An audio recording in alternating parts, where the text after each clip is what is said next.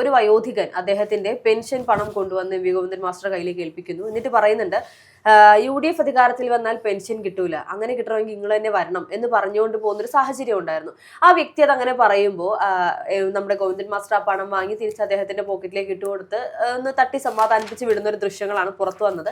അതിന് പിന്നാലെ ഈ വയോധികന്റെ ഒരു ബൈറ്റ്, അല്ലെങ്കിൽ ആ വയോധികൻ ഒരു കാര്യം തുറന്നു പറഞ്ഞിരിക്കുകയാണ്. തനിക്കിതൊന്നും അറിയില്ലായിരുന്നു, പാർട്ടി തന്നോട് അങ്ങനെ ചെയ്യാൻ പറഞ്ഞു, താനത് ചെയ്തു, അതിനപ്പുറത്തേക്ക് മറ്റൊന്നും ഇല്ല എന്ന് അദ്ദേഹം പറയുമ്പോൾ സ്വാഭാവികമായി നമുക്ക് മനസ്സിലാക്കാൻ സാധിക്കും CPM-ന്റെ PR വർക്ക് ആയിരുന്നു അവിടെ നടന്നത് എന്നുള്ളത്. ആ PR വർക്കിൽ തെറ്റില്ല, കാരണം PR വേണ്ടെന്ന് പറയുന്നില്ല.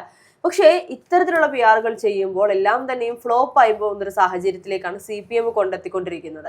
ഇന്നത്തെ സാഹചര്യത്തിൽ കഴിഞ്ഞ കുറച്ചു നാൾ മുൻപ് അതിജീവിതയോടൊപ്പം എന്ന് പറഞ്ഞുകൊണ്ട് love to moon and back എന്ന് പറഞ്ഞ് കപ്പിൽ ചായ കുടിക്കുന്ന നമ്മുടെ ബഹുമാനപ്പെട്ട മുഖ്യമന്ത്രി പിണറായി വിജയന്റെ ദൃശ്യങ്ങൾ പുറത്തു വന്നിരുന്നു. അതുപോലെ തന്നെ ഇത്തരത്തിലുള്ള എല്ലാ PR-ന്റെയും പിന്നിലെ തല എന്ന് പറയുന്നത് നികേഷ് കുമാറിന്റേതാണ് എന്നുള്ളത് കൃത്യമായി നമുക്ക് അറിയുന്ന കാര്യമാണ്. അത് MV നികേഷ് കുമാറിന്റേത്.